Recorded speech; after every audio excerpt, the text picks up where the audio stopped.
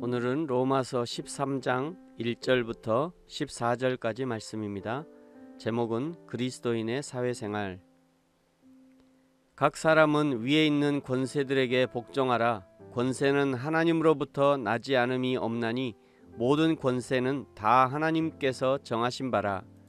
그러므로 권세를 거스르는 자는 하나님의 명을 거스름이니 거스르는 자들은 심판을 자취하리라. 다스리는 자들은 선한 일에 대하여 두려움이 되지 않고 악한 일에 대하여 되나니 내가 권세를 두려워하지 아니하려느냐. 선을 행하라. 그리하면 그에게 칭찬을 받으리라. 그는 하나님의 사역자가 되어 내게 선을 베푸는 자니라. 그러나 내가 악을 행하거든 두려워하라. 그가 공연히 칼을 가지지 아니하였으니 곧 하나님의 사역자가 되어 악을 행하는 자에게 진노하심을 따라 보응하는 자니라. 그러므로 복종하지 아니할 수 없으니 진노 때문에 할 것이 아니라 양심을 따라 할 것이니라. 너희가 조세를 바치는 것도 이로 말미암음이라. 그들이 하나님의 일꾼이 되어 바로 이 일에 항상 힘쓰느니라. 모든 자에게 줄 것을 주되 조세를 받을 자에게 조세를 바치고 관세를 받을 자에게 관세를 바치고 두려워할 자를 두려워하며 존경할 자를 존경하라. 피차 사랑의 빚 외에는 아무에게든지 아무 빚도 지지 말라. 남을 사랑하는 자는 율법을 다 이루었느니라. 간음하지 말라, 살인하지 말라, 도둑질하지 말라, 탐내지 말라 한 것과 그 외에 다른 계명이 있을지라도 내 이웃을 내 자신과 같이 사랑하라 하신 그 말씀 가운데 다 들었느니라. 사랑은 이웃에게 악을 행하지 아니하나니 그러므로 사랑은 율법의 완성이니라. 또한 너희가 이 시기를 알거니와 자다가 깰 때가 벌써 되었으니 이는 이제 우리의 구원이 처음 믿을 때보다 가까웠음이라. 밤이 깊고 낮이 가까웠으니 그러므로 우리가 어둠의 일을 벗고 빛의 갑옷을 입자. 낮에와 같이 단정히 행하고 방탕하거나 술 취하지 말며 음란하거나 호색하지 말며 다투거나 시기하지 말고 오직 주 예수 그리스도로 옷 입고 정욕을 위하여 육신의 일을 도모하지 말라. 아멘. 로마서 13장 1절은 지금까지 대한민국의 권력자들이 자주 자신들의 권력을 정당화하면서 애용했던 말씀이고, 권력에 빌붙어 있던 목사들이 성도들에게 정부에 반항하지 말라고 가르치면서 인용했던 구절입니다. 그러나 13장 1절을 잘 보십시오. 각 사람은 위에 있는 권세들에게 복종하라 입니다. 권세라는 단수가 아닙니다. 권세들이라는 복수이죠. 이 말은 한 사람의 대통령, 한 사람의 임금, 한 사람의 왕을 가리키는 것이 아니라 권력을 이루는 집단을 가리킨다 할 수 있습니다. 그러면 이 말을 오늘날 우리 대한민국에 대입해서 해석하면 어떻게 해석해야 되는가? 대한민국 헌법의 1장 1조 제1항은 대한민국은 민주공화국이다. 2항 대한민국의 주권은 국민에게 있고 모든 권력은 국민으로부터 나온다 라고 분명히 되어 있습니다. 그러므로 대한민국의 최고의 권력자는 국민인 것이죠. 분명히 기억해야 합니다. 대한민국의 최고의 권력자는 대통령이 아니라 국민이 대한민국의 최고의 권력자인 것입니다.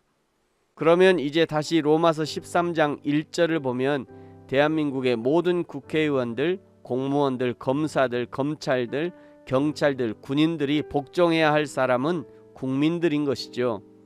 국회의원은 국민들이 잘 살도록 입법을 해야 하는 것이고, 공무원들은 국민들이 불편이 없도록 행정으로 서비스해야 하는 것이고, 검사들은 자기 밥그릇 챙길 일이 아니라 국민들의 밥그릇을 챙겨줘야 하는 것이고, 경찰들은 국민이 안전하게 살 수 있도록 지켜야 하는 것이고, 군인은 최고의 권력자 국민의 안전과 생명을 지키기 위해서 나라를 지켜야 하는 것입니다. 그렇게 생각해 보면 지금까지 얼마나 많은 목사님들이 이 구절을 잘못 해석했는가, 얼마나 많은 권력 잡은 자들이 이 구절을 자기 맘대로 써먹었는가. 목사들부터 회개해야 하고 정치인들도 하나님과 국민들 앞에 사죄해야 할 것입니다. 한 나라의 국민들은 5절에 법을 잘 지켜야 하고 6절 세금을 잘 내야 합니다. 7절 두려워야 할 자를 두려워하고 존경할 자를 존경해야 합니다. 10절 이웃에게 악을 행하지 말아야 합니다. 사랑은 율법의 완성입니다. 11절 자다가 깰 때가 되었다. 구원이 처음 믿을 때보다 가까이 왔다 말씀하죠. 이때만 해도 바울은 정말로 예수님이 자기 생전에 올 줄로 생각을 하고 있었던 듯합니다. 그래서 바울은 로마서와 비슷한 시기에 기록된 고린도전서 7장 8절에 보면 가능하면 결혼하지 말고 독신으로 지내는 것이 좋겠다고 권면을 합니다. 그러나 바울 서신 후반부에는 그리스도의 재림하심이 생각보다 속히 되지 않을 것을 알고는 에베소서 등에서 가정생활을 귀하고 소중한 것으로 말씀하시는 것을 확인할 수 있습니다. 13절 14절에 그리스도인의 생활의 중심을 잡아주는 말씀을 하시지요. 13절 낮에와 같이 단정히 행하고 방탕하거나 술 취하지 말며 음란하거나 호색하지 말며 다투거나 시기하지 말고 오직 주 예수 그리스도로 옷 입고 정욕을 위하여 육신의 일을 도모하지 말라. 코로나 시기를 지내면서 다시 일부의 급격한 종말론, 시한부 종말론들이 고개를 내밀고 있습니다. 그러나 예수님은 분명 세상의 종말의 사건은 자신도 알지 못하고 하늘 아버지만 아시는 일이기 때문에 마태복음 24장 45절 46절 충성되고 지혜 있는 종이 되어 주인에게 그 집 사람을 맡아 때를 따라 양식을 나눠줄 자가 누구냐? 주인이 올 때 그 종이 이렇게 하는 것을 보면 그 종이 복이 있으리로다. 주님이 오시는 마지막 그 순간까지 자신이 해야 할 사명에 충실하라는 말씀이죠. 그것이 예수님의 재림을 가장 잘 준비하는 성도의 모습이기 때문입니다. 저와 여러분이 오늘 우리에게 주신 사명을 잘 감당함으로 우리 개인의 종말과 최후의 종말을 잘 준비하는 저와 여러분이 되어지기를 예수님의 이름으로 축복합니다. 아멘. 기도하겠습니다.